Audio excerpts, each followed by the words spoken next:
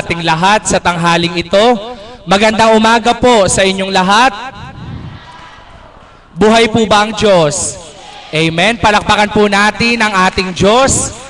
Sa muli po, panibagong pagkakataon na sa atin po ay Kanyang ipinagkaloob, hinandog at inalay upang muli po nating maramdaman ang Kanyang pagmamahal, makamit ang Kanyang kahiwagaan at ating maramdaman ang Kanyang tunay na kapangyarihan. Amen po ba? Muli po, palakpakan natin ang ating Panginoon.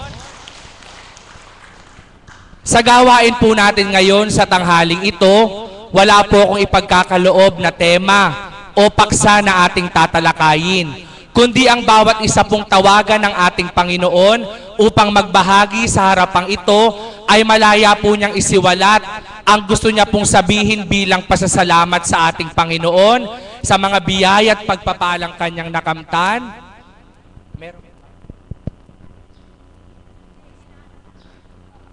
Sa mga biyaya at pagpapala pong ating nakamtan, sa kahiwagaan at kapangyarihan ng Diyos na ating nasilayan.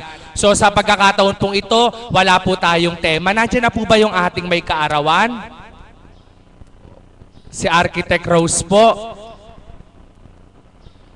Okay po, sige, habang wala po si Architect. So, inuulit ko po, wala po tayong tema o paksa. Kaya sa pagkakataon pong ito, atin pong pasimulan ang ating pagbabahaginan sa pagtawag ko po sa isang tagasunod ng ating gawain, kung papaano nga po sa pag-akay sa Kanya ng Panginoon sa banal na lugar na ito, ay napakarami pong mga pagbabagong naganap sa Kanyang buhay.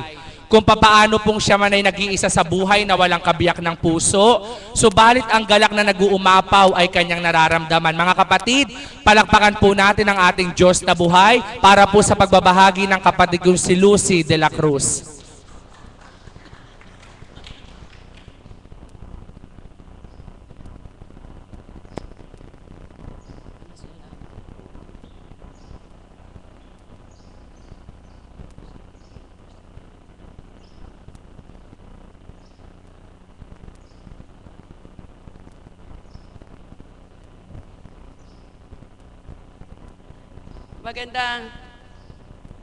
Magandang umaga po sa ating lahat sa tanghaling ito, sa mga alagad, choir, caps, tagasunod at mga pasyente. Ano nga po ba ang pagpapala na nakamit ko simula nang ako ay madako sa dambanang ito? Maraming na po sapagkat binago niya po ang pagkatao ko, binago niya po ang pag-uugali ko. Na dati pong ako ay mainitin ang ulo, natanggal na po iyon. Hindi na po ako nagmamalabi sa kapwa ko. At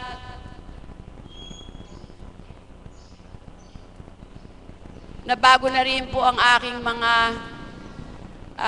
gawain na hindi ka lugod-lugod sa Kanya.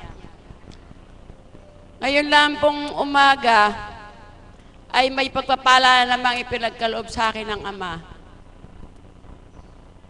Maaga po akong lumabas ng aming tahanan upang manguha po ako ng dahon-dahon. Nangunguha po ako ng alokbati. Palibasa po at umulan, madulas po dun sa pinagkuhanan ko ng dahon-dahon na hindi ko po napansin na yung natapakan ko pala ay putik na madulas na malambot. Nagdulas po ako at pinipilit ko po na huwag akong mabuwal. Subalit, ika nga po ang kalaban ganyan bibigyan ka ng para ma-distract ka Nagtuloy din po akong nabuwal. Subalit, ang kabutihan po at pagpapalang ipinagkaloob sa akin ng Ama ay natukod ko po ito si Kuko neto. Ayan po, may sugat pa nga. Naitukod ko po, subalit Doon po sa gilid ng bahay na pinagkukuhanan ko ng lokbati, doon po natukod yung siko ko sa gilid na gilid ng bahay. Ang pagpapala pong ipinagkaloob sa akin na Ama, kaganyan na lang po, kahibla na lang po ng sinulid at tatama na yung ulo ko sa dingding, sa pader.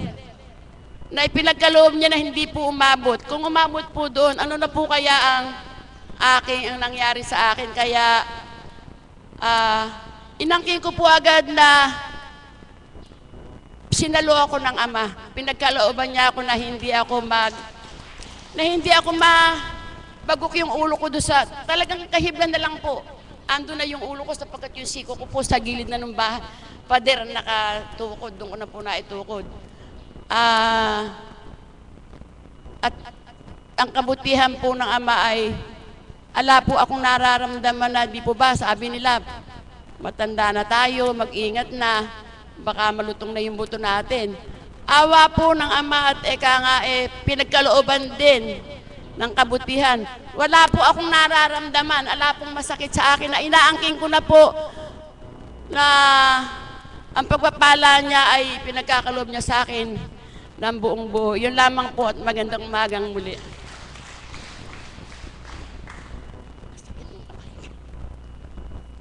Maraming salamat, mahal na kapatid. Pananalig at pananampalataya, yun po yung mga biyaya at pagpapalang nakamta natin sa pagtungo sa dakong ito.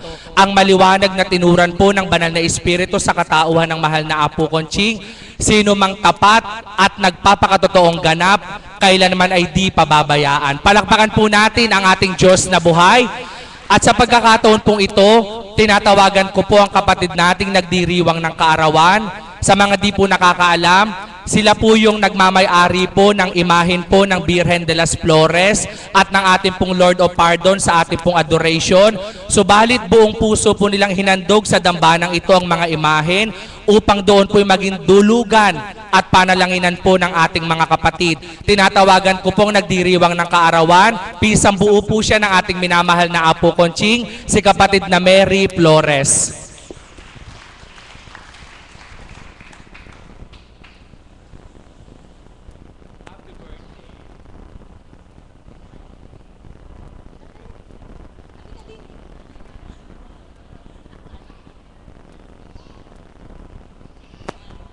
Magandang umaga po sa inyong lahat.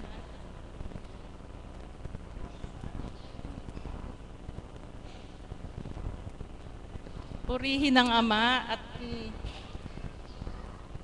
nakarating kami sa dambanang ito sa araw ng aking kaarawan. Parang lalo na napakaraming nagmamahal sa akin. Salamat po sa mga biyaya na patuloy naming nakakamit, aming pamilya. Sana po ay patuloy mo kaming bigyan ng kalakasan. Salamat. Salamat po sa inyo. Siya po yung may kaarawan.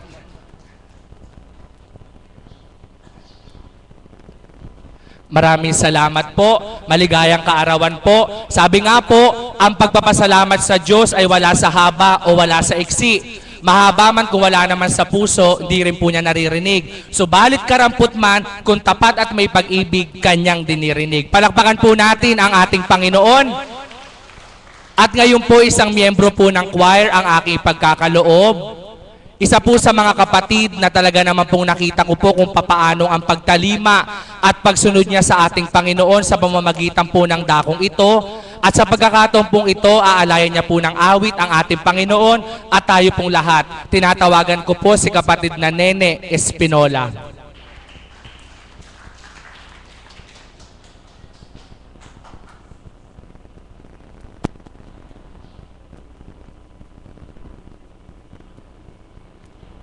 Buhay po ba ang Diyos? Bago po ako umawit, nais ko lang pong magbahagi ng karampot po. Nais ko pong papurihan ng Ama na sa dakong ito, ako ay kanyang inakay. At sadya pong napakarami pong blessing ang nakamtan ko sa kanya.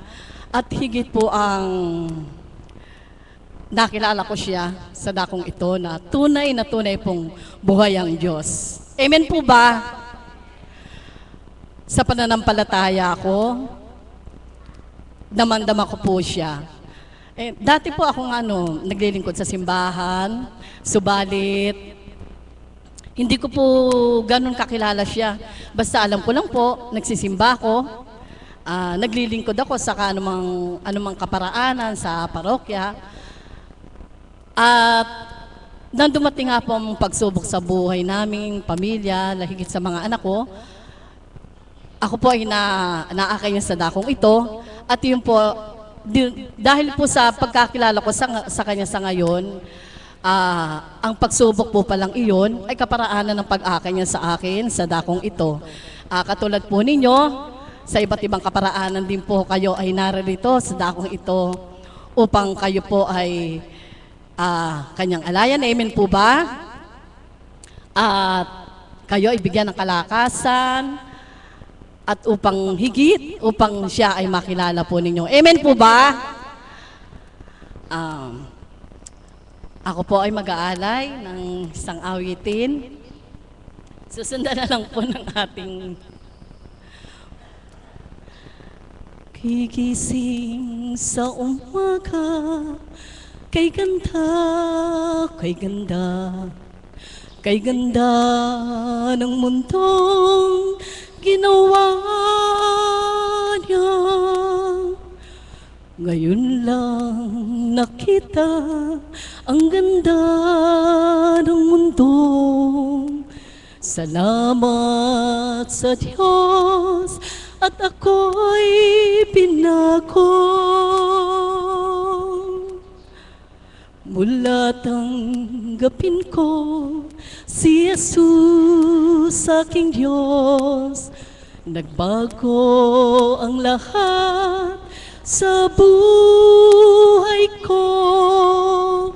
Bagong ligaya ang nadarama,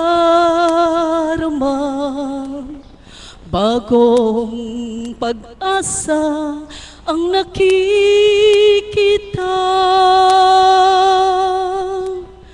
Lahat ay aking ibibigay pati aking buhay upang purihin siya. Lahat ay aking ibibigay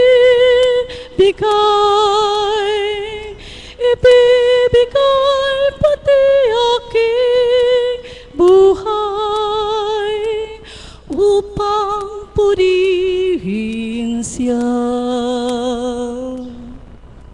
Nag-uumapaw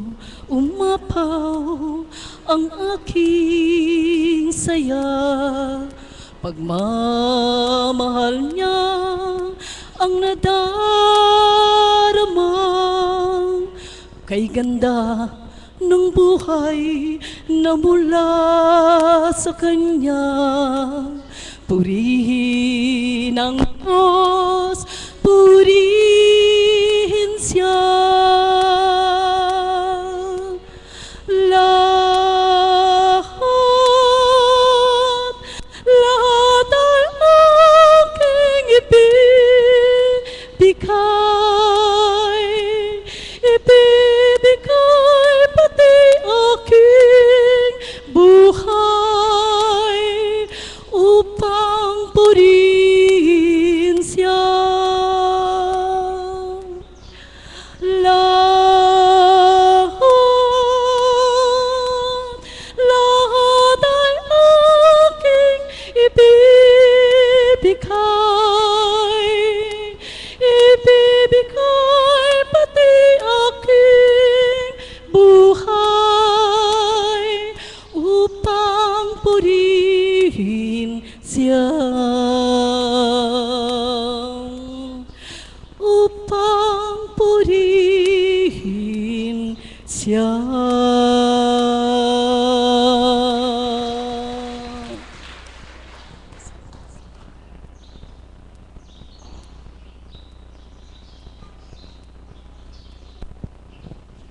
Maraming salamat po, mahal na kapatid. Kung ninamnam niyo po ang kanyang awitin, tunay nga po na kahit ano pong yaman natin sa mundo, kahit ano pong taglay natin sa mundo, wala pong makapagbabago at makapagpapabago sa ating sarili kung hindi po natin tatanggapin ang ating Diyos na buhay. Amen po ba? At upang maibalik po natin ang pasasalamat sa ating Panginoon, hindi po natin siya pwedeng bigyan ng kayamanan. Hindi po natin siya pwedeng bigyan ng mga bagay dahil ang lahat po ay sa Kanya nagmula. Upang maibalik po natin ang walang hanggang papuri at pasasalamat sa Kanya, ang kailangan po nating ibigay at ialay ay ang ating pong mismong mga buhay. Palakpakan po natin ang ating Panginoon. Mga kapatid, umuulan po sa labas, makulimlim. Sana po yung mga mukha natin ay wag maging makulimlim, kundi maging masayahin. Magsingiti nga po tayo para po tayo mga nalugi. Pakikalabit niyo po ang inyong mga katabi kapatid. Magsaya ka naman. Buhay ka pa. May pag-asa ka pa. Palakpakan po natin ang ating Panginoon. At ngayon po, isang tagasunod po ang aking ipagkakaloob sa inyo upang ibahagi po niya ang lahat ng mga kahiwagaan at kadakilaan na kanyang nakamtan mula nang natungo po sa dakong ito. Siya po ay nagmumula pa sa lugar po ng Tondo sa Maynila. Palakpakan po natin ang ating Diyos na buhay para po sa kapatid kong si Miralyn Silayan.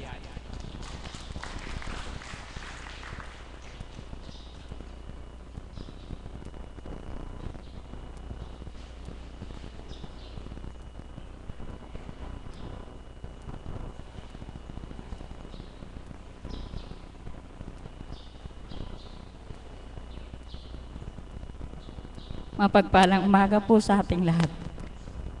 Kapatid, sobrang sorpresa naman nun na. I-share ko lang po kung paano ako dinala ng ama dito. Sa isang pagkakataon na hindi ko siya madama, na ang presensya ko hindi ko maramdaman. Doon po ako humiling sa ama. Ama, ibalik mo po ako sa dati na nararamdaman kita.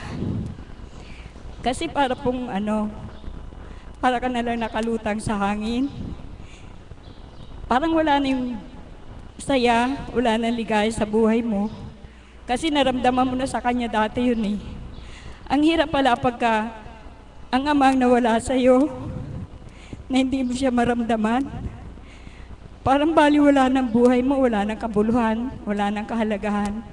Kasi nga sa kanya nagmumula ang buhay. Sa kanya nagmumula ang katatagan, sa kanya nagmumula ang kalakasan, at lahat sa kanya nagmumula ang kaligayahan. Sa kanya banal na. Matagal din po ako sa simbahan, almost 20 years. Kasi po nung time na yon, nung kasagsagan po ng Cardinal Sin, pinakalat niya po yung charismatic. Sa charismatic po kasi, pag may mga Life in the Spirit seminar, kahit saan lugar po yung pinupuntahan ko, doon nabubuhay ang espiritu ng tao. Dahil doon mo mararamdaman ang presensya ng Ama. Nung time na ang korap po namin, ang hangad niya sa mga parokyano niya, puro kabanat. Kompleto po kami. Meron kaming Bible study, meron kaming Legion of Mary. Po nang tungkol sa pag-aaral sa Biblia, meron po. Siyempre po, pag ang kalaban ang naghari, meron pong isang gagamitin para paalisin ang pari na. Para po makaalis yung nagbibigay ng kabanalan sa tao. Nung time na pong umalis yung pari namin dahil pinitisyon, parang naging malungkot ang simbahan namin.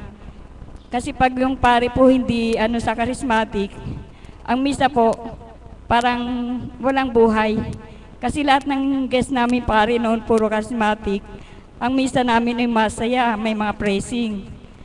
Dumating po sa punto na parang hindi ko na siya maramdaman, hindi ko na. Kahit pumunta po ako, kahit mag-serve ako, wala akong nararamdamang saya, humihinto po ako. Kasi sabi ko parang baliwala na yung ginagawa ko. Kasi ang hinahanap mo yung ang banal na espiritu na naghahari sa tao. Parang wala ka rin. Kung may hina kasama mo, hihina ka din. Dumating po sa punto na sabi ko sa Ama, balik mo ko sa dati, yung nararamdaman kita. Kaya yun po ang pagkakataon na dininig akong anang Ama, dinala po ako rito sa pangalaga ng mahal na Apo Conching. Dito ko po naramdaman ang lahat, ang hiwaga niya, ang pagmamahal niya. Na habang, ito po ang na kung paano binadadama ng Amang pagmamahal niya. Nang time na nandito po ako, lahat po ng minimensahe po, tayo batid natin kung tayo minimensahan. Dahil katauhan natin yon. Nung time po na yon, talaga pong halos pag nandito ako, para sa akin po lahat talaga yung mensahe, yung mga pagkakamaling nagawa ko sa buhay ko, tinutuwid niya po yun.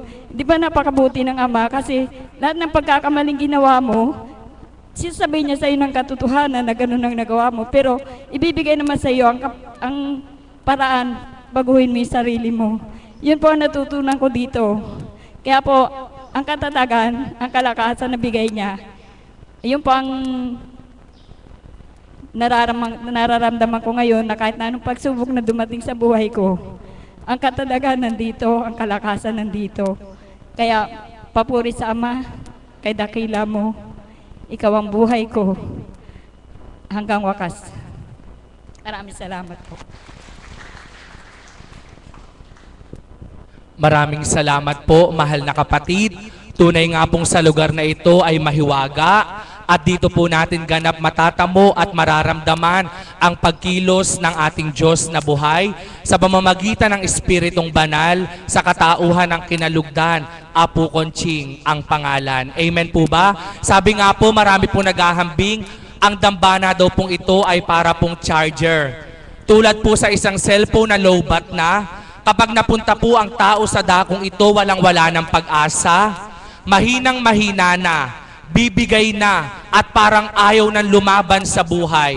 Kapag natungo po sa dakong ito, naging tapat ang puso, naramdaman ang Diyos na totoo, pinakinggan ang mga salita't aral ng Espiritu Santo, bigla pong lumalakas, biglang tumatatag, biglang tumitibay, sapagkat yun po ang kahiwagaan ng banal na lugar na ito. Amen po ba? Palakpakan po natin ang ating Diyos na buhay. Kaya sa mga kapatid po nating naririto, sa mga may karamdaman po na hinang-hinana at parang wala ng pag-asa, sa mga may pinagdaraanan po na parang ayaw nyo nang lumaban at gusto nyo sumuko at bumitaw, gusto nyo na pong tapusin ang buhay. Mga kapatid, inakay po ng Diyos ang inyong mga paa sa araw na ito upang doon po bigyan kayo ng lakas, bigyan kayo ng tatag, bigyan kayo ng pag-asa na Diyos ay buhay, makapangyarihan at walang hanggan, na pagtiwalaan mo lamang, malayang kikilos sa iyong buhay, ang kahina ay magiging kalakasan, ang kaguluhay magiging kapayapaan, ang karamdamay magiging kagalingan, at ang kabiguan maaring maging katagumpayan. Palakpakan po natin ang ating Panginoon. At ngayon po, tatawagin ko po ang isang kapatid nating alagad na dapat po siya po ang facilitator sa araw na ito. Subalit na antala po siya ng dating. Kaya ako po na walang kamalayan ay nahila. Subalit hindi po isang aksidente, kundi ito po ang plano at kalooban ng Diyos.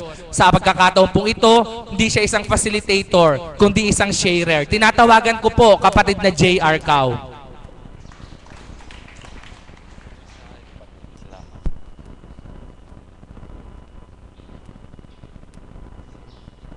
Buhay po ang Diyos, purihin ng Panginoon.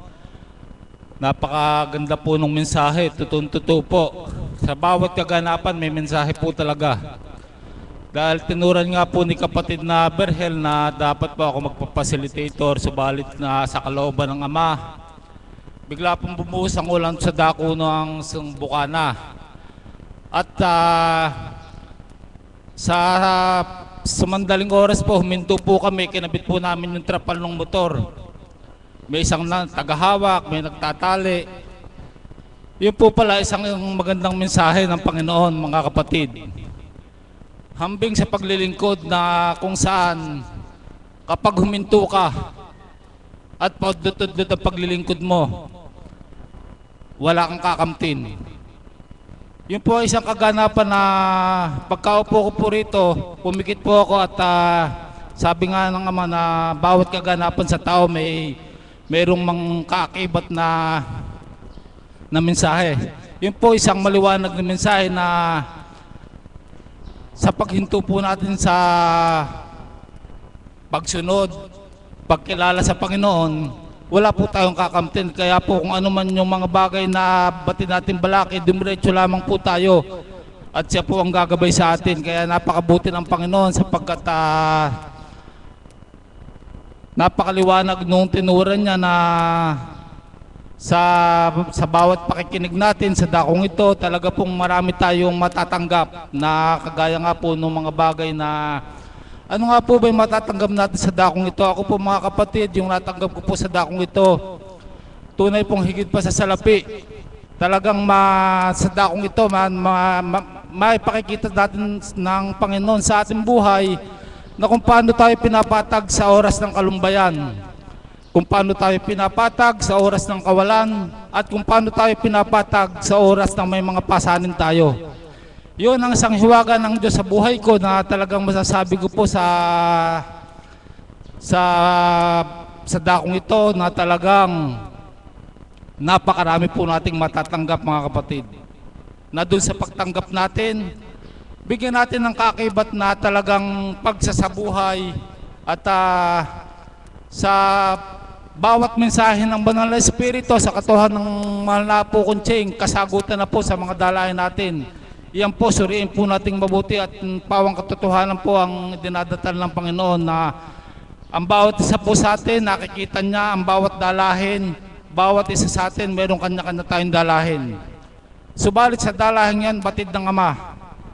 Doon sa dalahin mo na yan, kung patuloy at hindi kayo hinto sa pagtitiwala sa Kanya at paglapit sa Kanya mga kapatid, sigurado po, aabot ka. Kagaya po nung isang kaganapan nga po na yon, kung hindi po ako huminto sa isang saglit, ako po yung nakatayo rito magpapasilitator. Subalit yun po kalooban ng Ama upang maibigay yung mensahe na ito na talagang sa paglilingkod, hindi kailangan ng paudlot, kundi patuloy lamang sa wag tayong ihinto. Sa pakikinig, patuloy tayong makinig. Subalit yung pakikinig natin, kung wala tayong pagsasabuhay mga kapatid, talaga pong wala tayong matatanggap. Kaya napakahalaga po nung dapat na may mensahe ng Panginoon na pagtanggap sa dakong ito, marami tayong matatanggap. At batid ko po lahat sa atin, alagad man, CAPS, IT team, tayo pong mga pasyente, at tayo pong mga tagasunod, alam ko po may natatanggap tayong lahat. At meron pong mangilan-ngilan na sinasabi ng Banal na Espiritu sapagkat ang Diyos ang nakakasuri, hindi po tayong tao. Sapagkat ang bawat pagtayo sa harapang ito, ako po naniniwala na ito po kalooban ng Panginoon. Sapagkat wala po tayong masasabi kung magpapadala tayo sa takot ng ating sarili. Sapagkat ang katotohanan sa tuwing na sinasabi ng mahal na po Kunching, ang tao ay lubusang mahina. Inaamin ko po yun. Sapagkat kung walang Espiritu, wala po tayong masasabi. At kung walang nagaganap sa buhay natin, wala po tayong ipapatuto sa dakong ito. Kaya po, wag nating sayangin yung bawat pakikinig sa bawat tumatayo sa dakong ito sapagkat hindi po sa ganang katauhan, kundi yun po sa ganang idinadatal ng Ama kung paano nga nagaganap sa bawat tao yung mga bagay na dalahin na ipinadadala natin sa Kanya sa pagtitiwala natin at pananalig sa Panginoon. Patuloy lamang tayong manahan sa dakong ito sa salita ng Banal na Espiritu.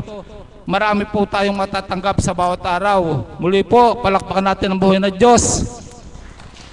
Kaya salamat po sa Panginoon, salamat po sa Kanya at sa aking kapatid na Berhel sa pagtayo niya upang yung kampanin ko po sa Kanya na ipagkaloob ng Ama. Napakabuti ng Diyos, patuloy tayong tumanggap, patuloy tayong hindi po bawal magsuri, talagang mahiwaga ang Diyos sa katauhan ng mahal na po Kunching sapagkat tunay na wala tayong salitang maririnig na kung paano inadadatal ng Ama sa katauhan ng mahal na po Kunching. Kaya purihin natin ang Panginoon, pasalamatan siya sa tuwina, sa bawat dalahin, ipagkaloob natin sa Panginoon, siya kikilos po sa ating buhay. Muli po, magandang umaga po sa ating lahat. Maraming salamat po, mahal na kapatid. Tunay nga pong ang bawat kaganapan sa ating mga buhay may nais ibigay na pagninilay at ang Diyos ay may nais sa ating ipahatid at ituran. Amen po ba? Napakaganda po ng bahagi ng aking mahal na kapatid dahil daw po sa paghinto na antala at yung nilalaan sa kanya ay di niya nakuha. Sa mga pasyente pong naririto, aral po yun.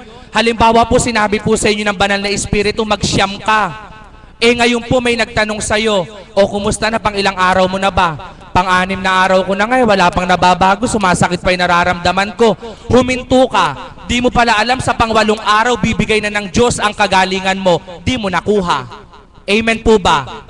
Sinabi sa'yo 9 na araw ka, pang-8 araw mo na, wala ka nararamdamang ginhawa, natulog ka sa bahay. Di mo pala alam, sa pang-8 araw mo na pagtuntong sa dakong ito, sasabihin ng Diyos, anak, pinagagaling na kita.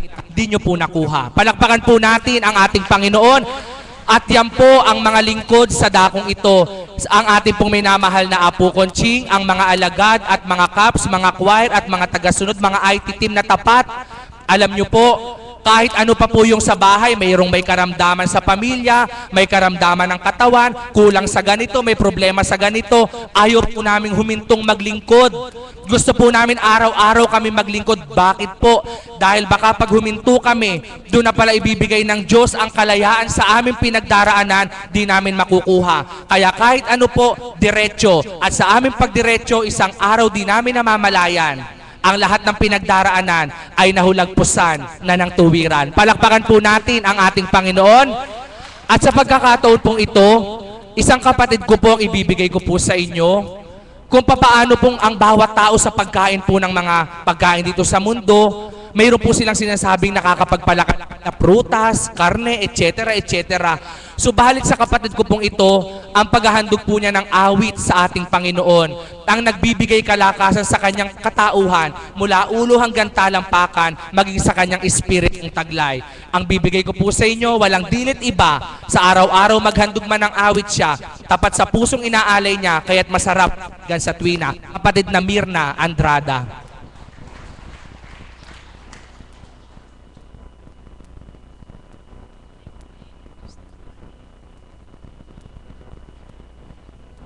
Purihin at pasalamatan ang ating Panginoon ng katotohanan sa bawat araw. Kagalakan ng puso mo ang makapag-alay sa Kanya sa maliliit na kaparaanan na nasa Niya para sa atin. Salamat po, Ama. Salamat po sa iyo. Muli po, kahilingan ko, manguna't maghari ka sa aming mga anak mo na tinatawagan mong tumindig sa harapan. Amen.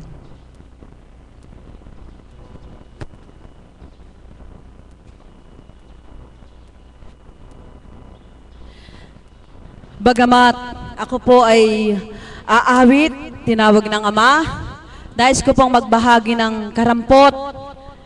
Galak po sa aking puso ng tumindig ang aking kapatid na JR, sapagkat damandama ko po ang kanyang pagpupumiglas, pagdudumali, at kung papaano niya nabigyan ng kahulugan yung pagkakaantala namin sa daan.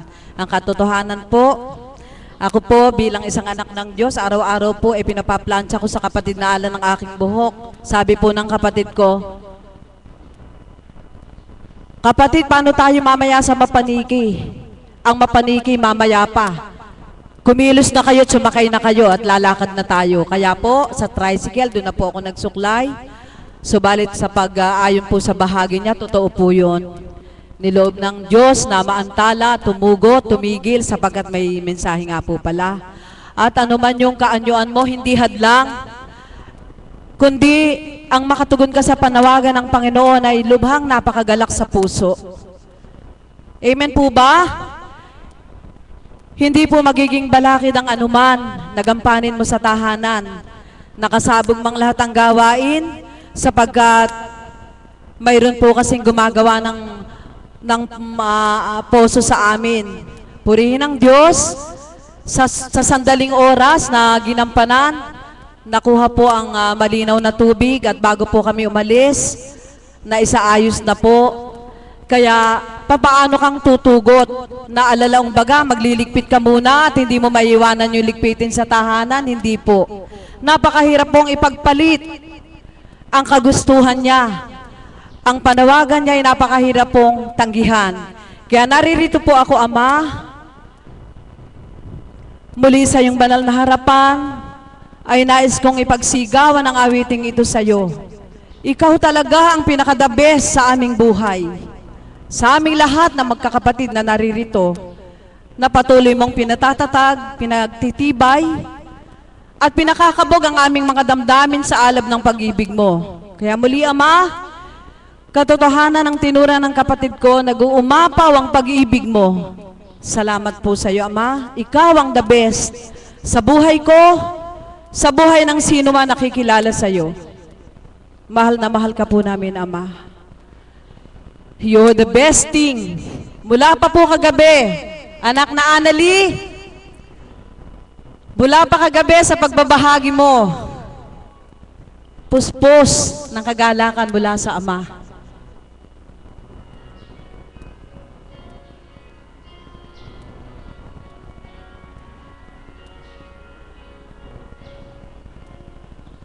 I've had my share of my life's ups and downs, but fate's been kind. My downs are now few. I guess you could say that I've been lucky, and I guess you could say it's all because of you. If anyone should ever write my life story, for whatever reason there might be,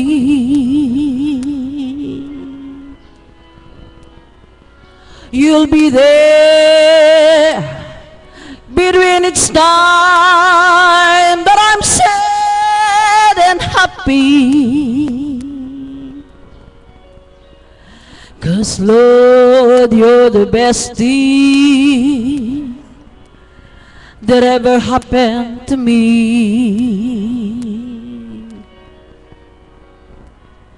Lord, you're the best thing that ever happened to me.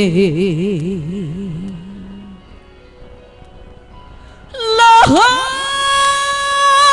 there have been times when my life seems so hard, but always somehow, yes, I pass it through. 'Cause for every moment that I spent hurting, there was a moment spent loving you.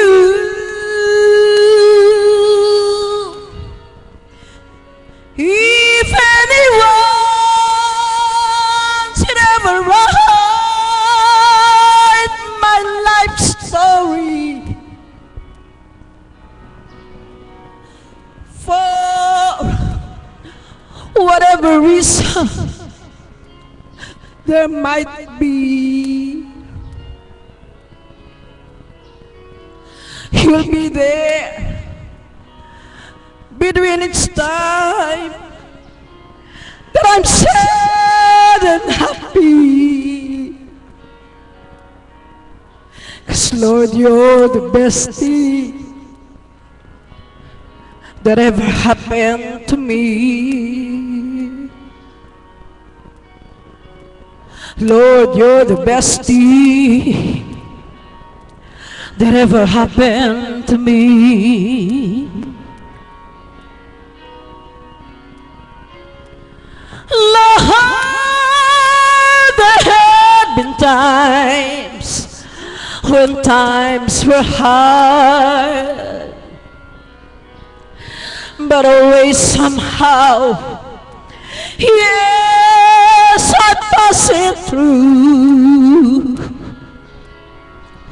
'Cause for every moment that I spent hurting, there was a moment spent loving you.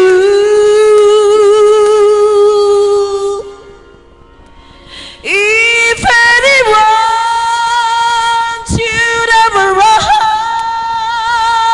my life story, for whatever reason there might be, you'll be there between each time that I'm sad and happy. 'Cause Lord, you're the best thing that ever happened to me. 'Cause Lord, you're the best thing that ever happened to me.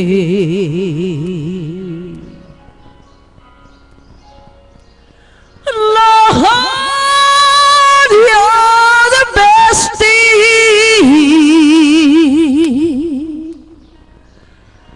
that ever happened to me.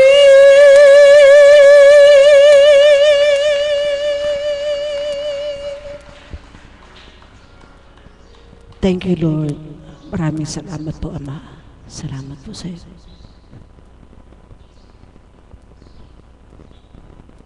Maraming salamat po, Nanay Mirna. Sa lahat po ng mga kapatid kong nagsipagbahagi at nag-alay ng awit, maraming salamat po. Inanyayahan ko na po ang lahat na magsitayo, maghawak-hawak ng kamay at sama-sama po nating awitin ang panalangin tinuro ng ating Panginoon.